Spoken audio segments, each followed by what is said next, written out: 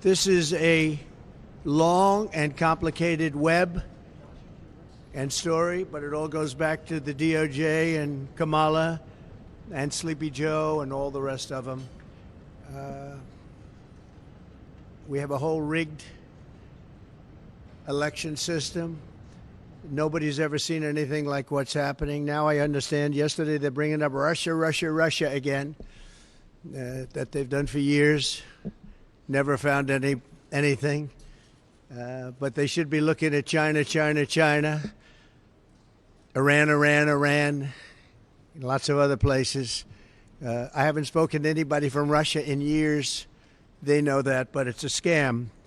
But it all goes back to the DOJ because we had a trial today.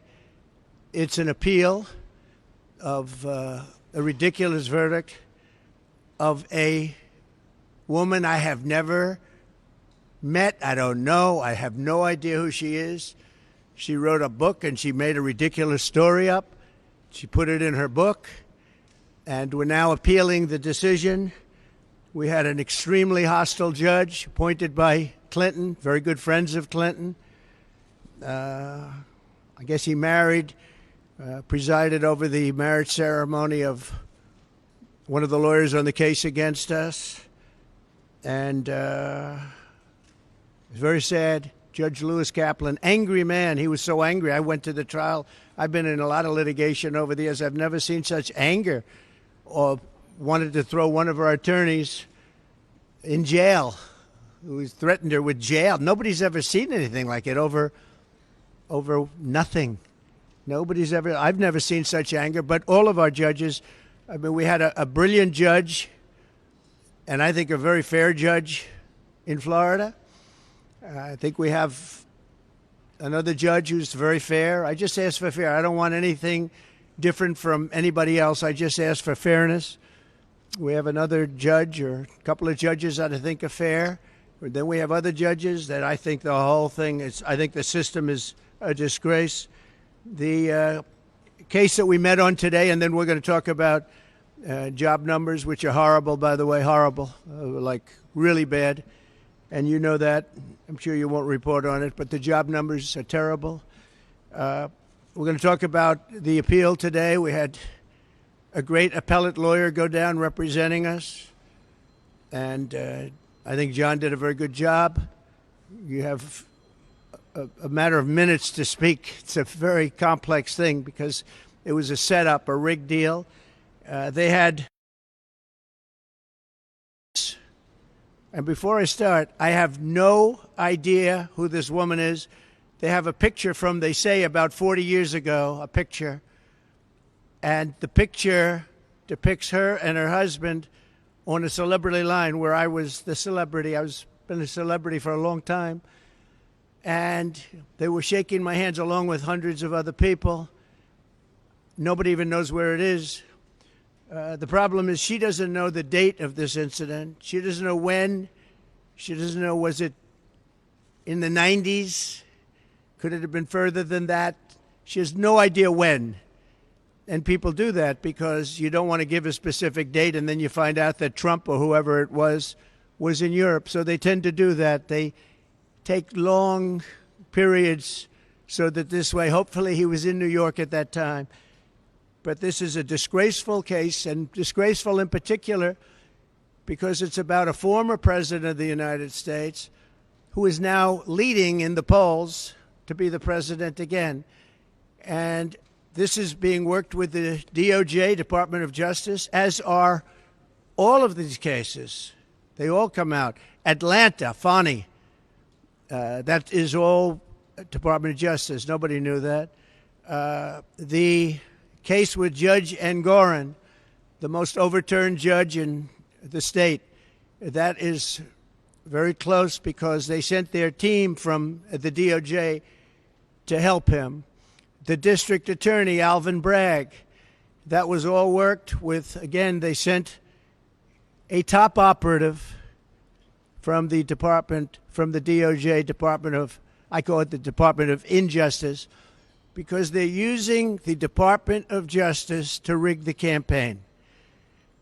These cases are disgraceful. Now, they're brought, for the most part, in front of very hostile areas where Republicans get 3 or 4%, like downtown Manhattan, in front of very hostile judges, like hostile like you wouldn't believe.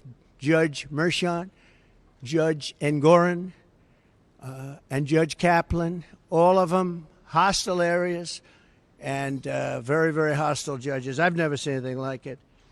And very bad thing in this case, New York, very bad thing for New York. Businesses won't come to New York because of what took place with Judge Engoron. I can tell you that. And probably the rest of them also. But this case involved a woman who wrote a book, and I guess she said something in the book. That's when I first heard about it. I first heard about it in the White House. And, of course, I denied the story because it's not true. I have no idea who the woman is, and I never met her. Now, I don't know about a picture that was taken 40 years ago with her husband on a celebrity line, so I don't think that counts. But as far as I know, I never met her. I never touched her. I would have had no interest in meeting her in any way, shape, or form. Her husband was a news anchor, actually, John Johnson, a very nice guy. She called him horrible things. We weren't allowed to say that in the trial. She said horrible things about him. I guess they're since divorced. He's a very nice guy, African-American, and she said very bad things. We weren't allowed to use that in the trial, which surprised a lot of people. But she made up a story. It fabricated 100% that I attacked her at Bergdorf Goodman. You know, it's very interesting. I don't think they were allowed to use this either. Her favorite show is Law and Order.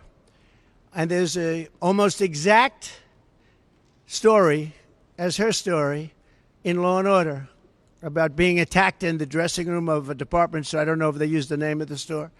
But that's her favorite show, Law and Order. She said that. And anyway, this evolved into a defamation case against me because I disputed her.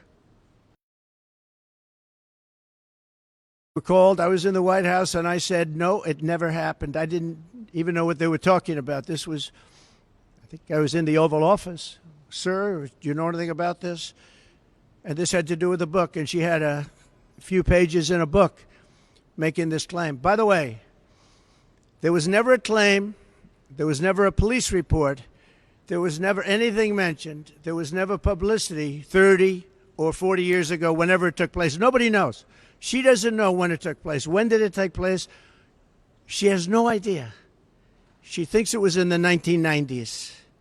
She thinks it was in the 1990s. And the judge, we had 2 trials. We asked for a consolidation. He said no. The reason he said no is he'd rather have double the publicity because that's bad for me. Very bad, because I'm running for president. And this is not the kind of publicity you like. And whether it's true or not, it's horrible. And in this case, it's so false. It's a made-up, fabricated story by somebody, I think, initially just looking to promote a book. And when they called me, I denied the story. I got sued essentially for defamation because I'm denying a story where I'm right. I should be suing her for defamation. So that's where it is. Now, there were 2 witnesses. One is a woman who's followed me for years. She said in 1979, I was in an airplane with her, commercial flight, and we became very intimate. I just sat down. I think I had the book, The Art of the Deal. I was famous then, too. I've been famous for a long time. And we're sitting in first class, according to her. Never happened, by the way. Totally made up story. She's a Clinton person, too, by the way. Big Clinton person. She made up the story. And so many years ago, and I think it would be 1979. One of my many people behind me could correct it, but I think she said 1979. That's a long time ago. And I sat down. I believe I had some pretty big success then, and I was being talked about a lot. Maybe The Art of the Deal was out, sometime after that. I'm not sure. But I was well known. And passengers are coming into the plane. And she said I was making out with her And then after 15 minutes, and then she changed her story a couple of times, maybe it was quicker, that I grabbed her at a certain part, and that was when she had enough. Now, so think of the impracticality of this. I'm famous. I'm in a plane. People are coming into the plane. And I'm looking at a woman, and I grab her, and I start kissing her and making out with her. What are the chances of that happening? What are the chances? And frankly, I know you're going to say it's a terrible thing to say, but it couldn't have happened. It didn't happen. And she would not have been the chosen one. She would not have been the chosen one. She has gone around for years saying the story. Everywhere I go, she says this story. And it's a total lie. Now, I assume she'll sue me now for defamation, like I got sued by E. Jean Carroll, who interestingly said she's been hurt, damaged, but she's made more money since she did this than she ever made in her life. She gets paid a lot of money to go talk bad things about me. So remember this whole thing started, along with just about every other case I'm involved with the political campaign of Harris, and who's having a bad time because she can't talk, of Harris and Joe Biden. This was election interference. It all is. It's all fabricated. But fabricated in front of very friendly judges for them and in very friendly areas for them. If you get a jury, it's very hard to win in a jury where you have 3 or 4 or 5% Republican votes. Very, very tough, actually. 2 witnesses. One is named Jessica Leeds, so she was up again. She can't get rid of her. She was up. She said I was in an airplane doing that. A couple of things. You have an armrest in planes back in those days. Oh, by the way, she didn't know anything about the flight, where we were going. Where I was in very few flights. I was a New York guy building New York buildings. I was in very few airplanes, I will tell you, in those days. 1979, I think. It's a long time ago. But you had the armrest, and in the old days, they didn't move. Okay? But she said she then got out, and she went to the back of the plane, and that was the end of the story, I think. And this story has followed me for years. But just to finish with her, Jessica Leeds, no police reports, no witnesses, no corroboration of any kind, no criminal suggestions, no nothing. Then you have another one, and this one is a writer for People magazine, who I actually thought was very nice. She came to Mar-a-Lago, and she wrote the most beautiful story you've ever seen. It was a love story about Melania and myself, a love story in People magazine. And that was it. It was a cover, I think, but it was a beautiful story. Everybody would love to have that marriage. She said the nicest things about me, about Melania. You have the story. I mean, you can read the story. And her name was whoever. Let's see. Her name was who? Swornoff, yeah. I don't have it. Whatever her name was. I don't know the lady, so perhaps it's much better that way, but I really don't know the lady. So she wrote this beautiful story, and about, I don't know, years later, no police reports, no anything. Years later, the same person they called up, did you attack at Mar-a-Lago this woman, this writer, whatever her name is? And she was a witness in a case. Her and Leeds were the 2 witnesses, only 2 witnesses. Did you attack her? I said, who is she? And they said, she writes for People magazine. I said, I don't know anything about the lady. If I had a story long ago, years before, about People, but it was a very nice story. So I don't know. It has to be made up because I don't know what you're talking about. it turned out that the same lady that wrote this beautiful story years later said I attacked her. Now, think of this. Oh, and she said the butler knew everything. The old expression, the butler did it, right? Very famous in crime stories. Well, the butler was Tony Senecal, worked for me for a long time. He was retired at that time. That was years later. He retired. He was retired when this hoax came out. And what happened is he totally confirmed my story, and he didn't even work for me anymore. He passed away a couple of years ago, a good man. He said, the woman was crazy. It never happened. I was the one that served her whatever she was drinking. And I was there. And nothing ever happened. But you don't need the butler. All you have to do is read the story. Think of this. A woman comes into Mar-a-Lago, interviews me about a love story about my wife and myself. And during that interview, I attacked her and pushed her up against the wall violently. Okay? And then she leaves and she writes a perfect story. A perfect story. She doesn't mention the event. Again, there's nothing on file at all. Zero. There was no complaints. There were no complaints to People magazine. There was no witness. There was nothing. Yeah, well, there was a witness, the butler, and he's already said everything. He's already told this story. Because this story, likewise, like Leeds, this story has followed me around. I could go through many other stories outside of this. You know, it's very funny. When you're rich and famous, you get a lot of people come up with a lot of stories. But you're writers, and some of you are legitimate writers, and some of you aren't. Some of you are fake news, and some of you are real news. But put yourself in my position. I'm running for president, and I have all these cases all of a sudden come out. And they're fake cases, and they report back to DOJ. And you have Lisa Monaco, one of the people at DOJ who I saw the other day talking about the Russia hoax.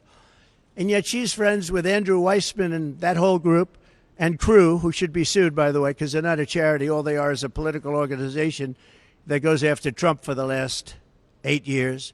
I mean, he's a sick person that runs that, too. But Lisa Monaco is in the Department of Justice, but she's a Andrew Weissman person who's been after me for years. So far, he's failed. And he's having a heart attack because I'm leading in the polls, I guess. If you look at the Nate Silver, very respected guy. I don't know him, but he has me up by a lot.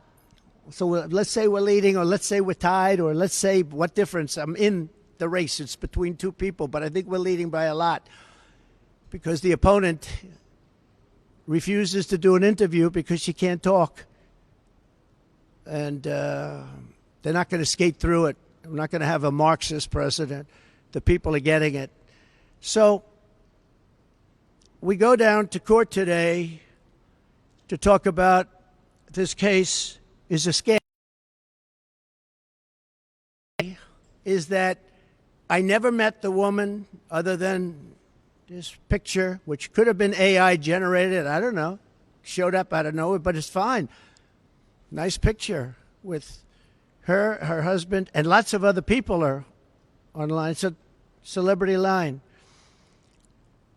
But never met her, never touched her, never had anything to do with her. The other thing is I was very famous then. If I would have walked into Bergdorf Goodman, the department store that she said, everybody would have said, oh, there's Trump. And it would have been, at that time, on page 6. Page 6 was the equivalent of today's internet. And it would have been a big story if I would have walked into that store, gone into a dressing room, and supposedly you know what to her. Never happened. Never happened. Total phony story.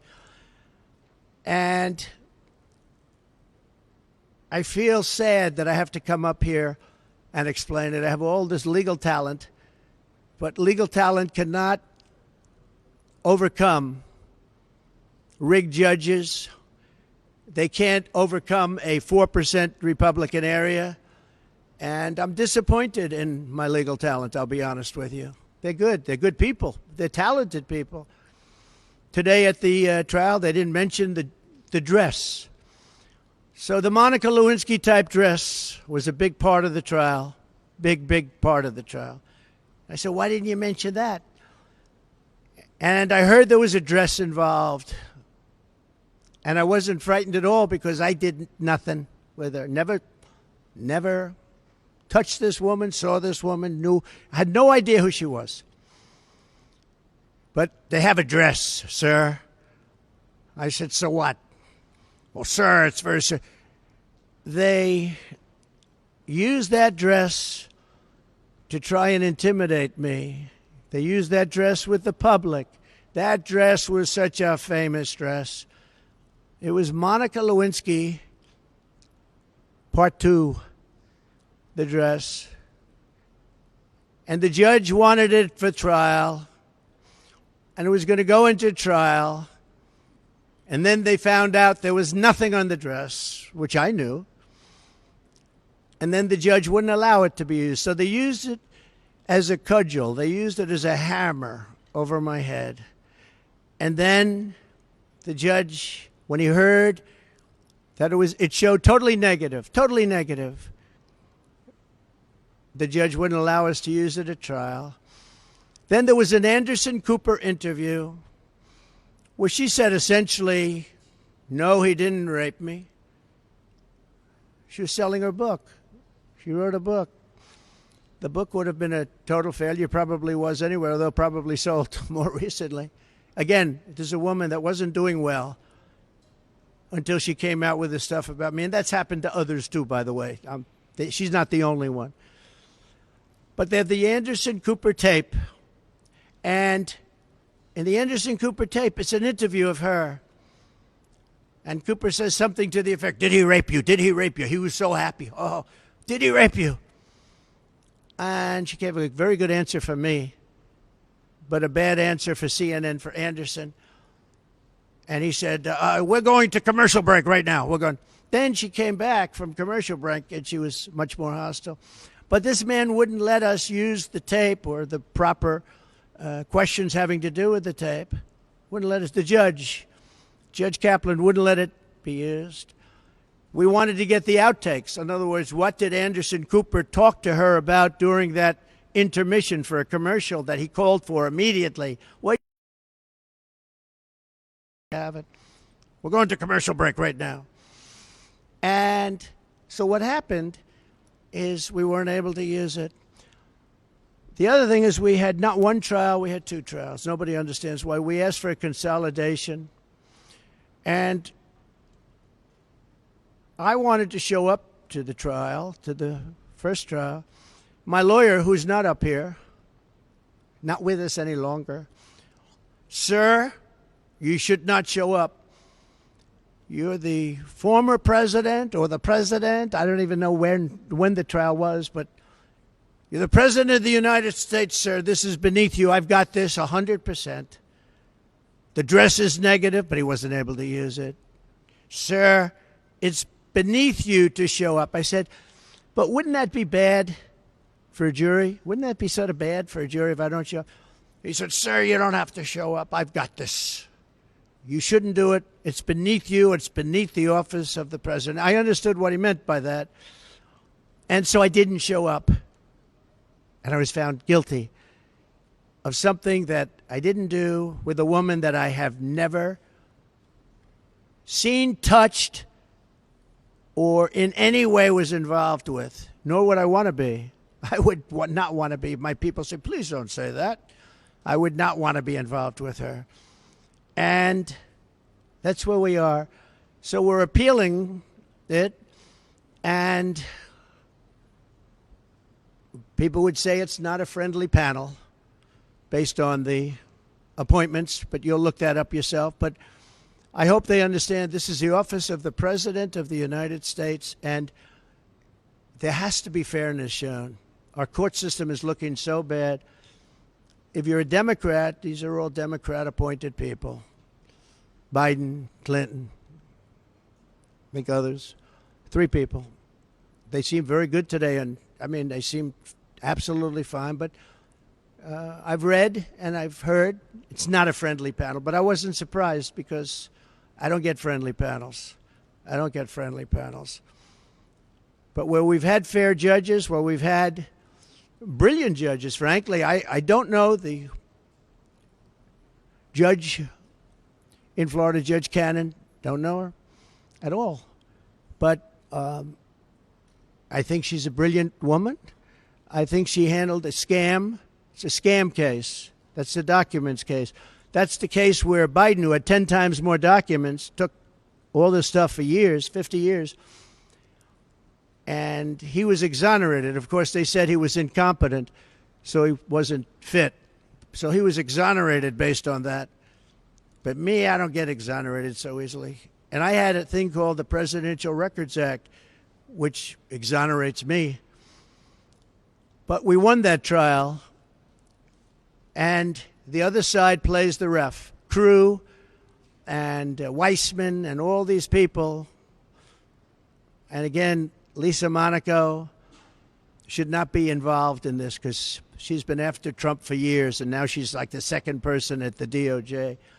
But she's with all these people. And they're playing the ref, and they say terrible things about judges. They do it with the Supreme Court justices because they think they're going to intimidate them. I think it should be illegal. That's what the DOJ should look into, the legality of these people taking a brilliant judge and demeaning her, and taking other people that are fair and solid and demeaning them. It's called playing the ref. Nobody did it better than the late, great Bobby Knight basketball coach. He would play, he would scream at those refs and everything, and they'd say, Bobby, you're not going to get the decision overturned. Yep, but the next one I will. And he was right. He was a great basketball coach. Last coach to have an undefeated season. Last coach in basketball to have it many years ago. He also endorsed me, but he played the ref. These people are playing the ref when they are allowed to call for recusal, impeachment of a judge because they're not getting their way. And for some reason, the other side doesn't do that. They don't do that. The other side is much softer. Republicans play it a lot softer, but they're... So I'm going to ask, if I might, Will Scharf to come up, just say a couple of words about what took place today. One of our attorneys working on this it's a ridiculous case. Remember, it never happened. It was made up for political reasons. And the DOJ is behind everything. Every one of these cases. It's political interference. It's a witch hunt, just like the fake Russia scam was a witch hunt. And just like they want to start that scam all over again by announcing that Russia we're talking about. And you know what they do when they do that? They intimidate people from having a fair election. They intimidate poll workers from speaking up when they see crooked things take place in the election. And it's a disgrace. Our country's in serious trouble.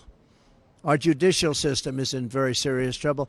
Will, please come up. Thank you. Good morning, y'all. My name is Will Scharf. I'm one of President Trump's attorneys. Today we presented oral argument before the United States Court of Appeals for the Second Circuit in one of 2 cases brought against President Trump by E. Jean Carroll.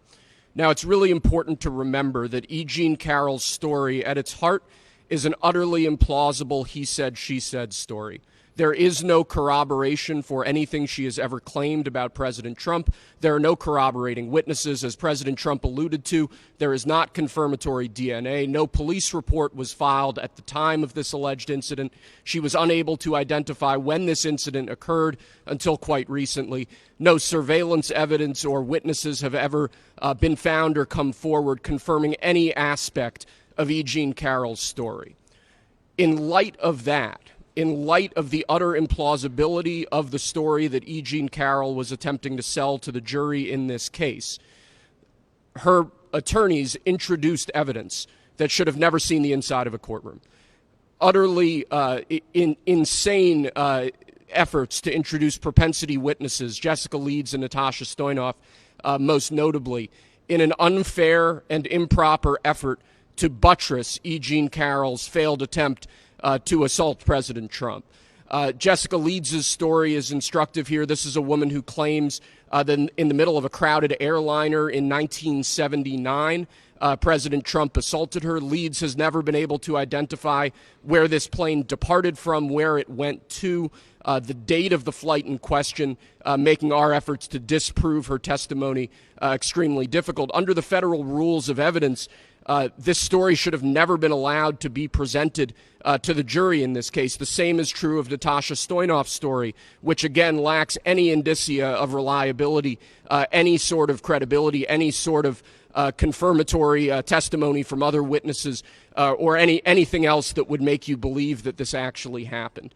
So on the one hand, you have a judge who allowed in this improper propensity evidence that should not have been allowed in. In our view, that polluted the jury's deliberations in this case. That presented a story to the jury of a series of a pattern of conduct that the jury should not have been considering. And we think that absent that propensity evidence, no fair jury could have reached the verdict that was reached in this case. And as a result, we believe that this verdict needs to be overturned. But there's more than that. In addition to this improper propensity evidence, President Trump and his trial team were prevented from cross-examining E. Jean Carroll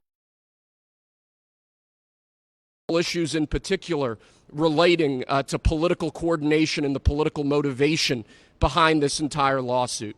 This is a lawsuit that was instigated in large part by George Conway, a longtime political foe and adversary of President Trump. This is a lawsuit that was funded by Reid Hoffman, a key political ally of the Biden-Harris administration and a major Democrat donor. We were limited in the evidence we were allowed to present at trial about these crucial facts. We were prevented from cross-examining E. Jean Carroll on aspects of that dynamic that underlies this entire lawsuit. And that, too, unfairly corrupted the jury's deliberations in this case and requires reversal of the jury verdict. I think this political coordination point is particularly important, though. It's important to emphasize because what we have seen in the last few years is a weaponization by the Biden administration and by their political allies of our legal system and of our courts to unlawfully, unconstitutionally interfere with President Trump's core First Amendment right to run for president. That is a right guaranteed to him by the Constitution. That is the right that his political opponents are attempting to strip away from him. We have seen this in case after case after case where unfair political motives have underlay what should be serious legal proceedings. And I think when you look at this situation in toto, when you look at what the left, when you look at what the Biden-Harris administration is attempting to do to President Trump, this is insane. This is an absolute abuse of our legal system. It's an absolute abuse of the rule of law. It should be deeply offensive, not just to political supporters of President Trump, but to each and every American. With respect to today's appeal, we are hopeful that the Second Circuit understands what's at stake here. We are hopeful that the Second Circuit understands what occurred during this trial, which was an improper use of evidence to buttress E. Jean Carroll's entirely meritless claims on the one hand, and an improper exclusion of evidence that would have informed the jury about the true motivation behind this lawsuit and that we believe would have resulted in a very different verdict. Thank you. Thank you very much. Good afternoon. I've done this one too many times, actually too many times for the last 3.5 years while President Trump has been trying to fight to get this country back. And I want to speak to the American women, and I want to speak to the people that need to get out and vote on November 5th. I have sat with President Trump for years now while he has been targeted with lies and with judges, AGs, and DAs who have specifically run in this city and others on getting Trump. The Trump administration will fix this problem. We will stop Kamala Harris's regime, because she was there, let's not forget that, and she still is, of using officials from the White House, putting them in DA's offices, in AG's offices, and attacking your political opponent. And this country deserves better than this. We do. We should not be sitting here at a press conference talking about this. We did this in 2016, And every woman had no reports. They come out when it's election time. And as a woman who has stood with President Trump, who has spent extensive time with President Trump and with his beautiful family, I will tell you, that is not President Trump, and I completely am disgusted by what I have seen happen to this person, his family, and the Trump organization that we stand in right now. You must vote Donald Trump back in because as an attorney, as a woman, as a mother, our future of this country depends on it, and we need to stop this from happening. The DOJ is supposed to help our country and protect us, not attack us because you cannot win in the polls. Thank you. Thank you very much, both. And just in finishing this, we have numerous other trials that are also very much in coordination with the DOJ. They actually took just about their top person and they put him into the offices of the Attorney General of New York, and then also the office of the DA Bragg's office, to make sure the case is brought viciously against their political opponent. And it's a shame. It's a shame. Businesses will not come to New York because of it. They actually, in the case of Engoron, they used a consumer frauds case, never used before for a thing like this. And not only were my numbers correct, and again, this was a generality. All you need is a general, but I had really good numbers, but they were very conservative, very much on the low side. And the judge knew that.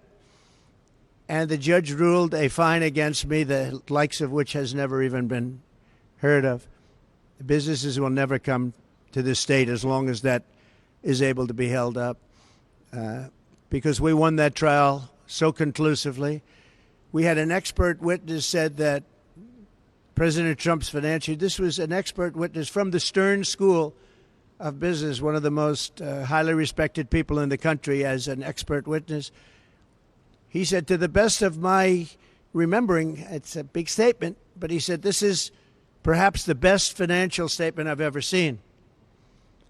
But the judge made me pay like a $400 million fine. This is a consumer fraud statement. Think of it. Consumer frauds case that they made it in. The judge refused to give it over to the commercial division where they could understand things, and they would have dismissed it immediately because this case had no merit whatsoever. The judge wanted to settle the case for a very much smaller amount, and I said, I'm not going to settle. I didn't do anything wrong. But he would have settled the case for a much smaller amount. He wanted to settle it for a much more. We had numerous meetings in his office for a fraction of the number that he gave. That was one of the interesting things. I figured that the worst that you could do is what he wanted to settle for, which was a very small number by comparison. And then he just came out with this number. This was a coordination with the DOJ. And the other case that you know about and you've been hearing about, which is same kind of a thing, also in coordination, is the Bragg case. And they actually wanted to put them together in New York. They wanted to put the DA case together with the Attorney General case, but they both wanted credit. They couldn't understand, they both wanted credit, so they had their own cases. And it's very corrupt in New York, and very, very corrupt. It's a very corrupt place and doing very badly. But when people see what happened, and when they see, I've had so many calls from business people saying, this is just terrible. Today, there was a story about somebody in Southern District who's highly respected, knocking the hell out of both of those cases, say it's an embarrassment they were allowed to be brought. And I'm going to write out a list of things from Alan Dershowitz, Andrew McCarthy, Greg Jarrett, some of the greatest people, all legal scholars, great people, Jonathan Turley, like 10 highly respected, the most highly respected people that quote Calabrese, Judge Calabrese, that quote on cases. And they, shockingly, they can't even believe it. They said this case should not have been allowed to be brought. and that's about pretty much both cases, but it's about the case that we have in front of Judge Merchan. That case is a disgrace. Should have never been allowed. I did nothing wrong.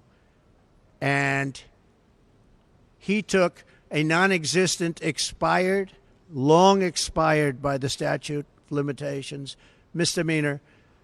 He made it into 34 or something more than that counts of felony. Nobody can even believe it. Over nothing. And if you look at that case, he wouldn't allow it. That whole thing was done by an attorney. I had nothing to do with it. That was done by an attorney, a sleazebag named Michael Cohen. And he did the whole thing. And you're allowed to have reliance on attorney. It's called reliance on attorney. You have a reliance on attorney. Attorney's allowed to do things. And all it was is a non-disclosure agreement with somebody that said nothing happened, by the way. I might add that. If you don't mind, I'll add that. We have a statement, nothing happened. And he got a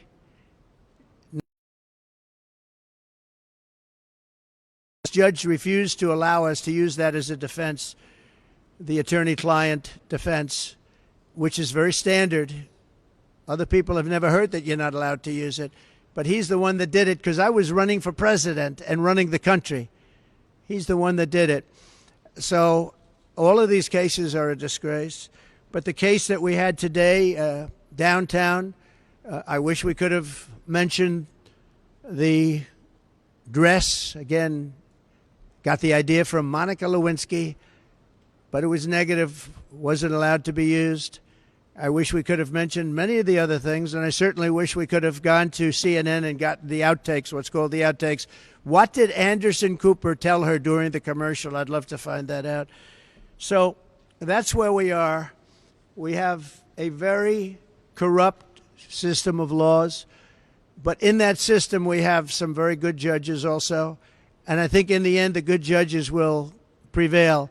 And I hope Democrat-appointed judges can see a scam like this where somebody just makes up a story, probably out of Law and Order. I don't know. She made it up out of somewhere. But check out the Law and Order episode that we're talking about. Make up a story, and I end up getting sued. And by the way, the punishment is like $89 million and wouldn't have two cases. It should have been one case. But two cases is better because you get double bad publicity. We asked the judge, could you consolidate the cases? Same case. And he refused to do so. He wanted two cases. So two cases, two sets of lawyers, two everything. It's really, really very disgraceful. Let me talk about job numbers because, as you know, they just came out, and they're a basic disaster.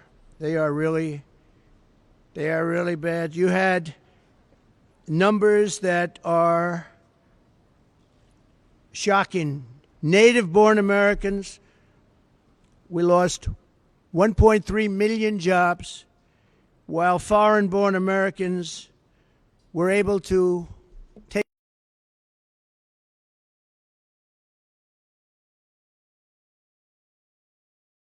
took the jobs of native-born Americans, and I've been telling you that's what's going to happen. Because we have millions and millions of people pouring into our country, many from prisons and jails and mental institutions and insane asylums. Traffickers, human traffickers, women traffickers, sex traffickers, which, by the way, that's the kind of thing that people should be looking at because it's horrible. And it's turning out that migrant crime is far worse than any crime that we've ever experienced. If you look at Aurora, Colorado, they're taking over the place. They took over buildings, and this is just the beginning. You haven't seen anything yet.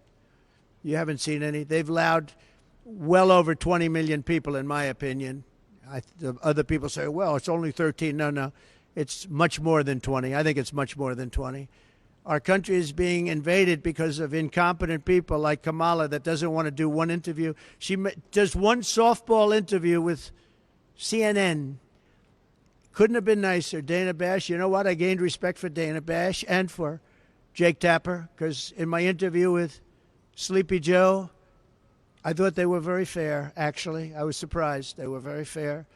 I'm going into very hostile territory shortly on a debate with ABC, George Slopadopoulos and that group.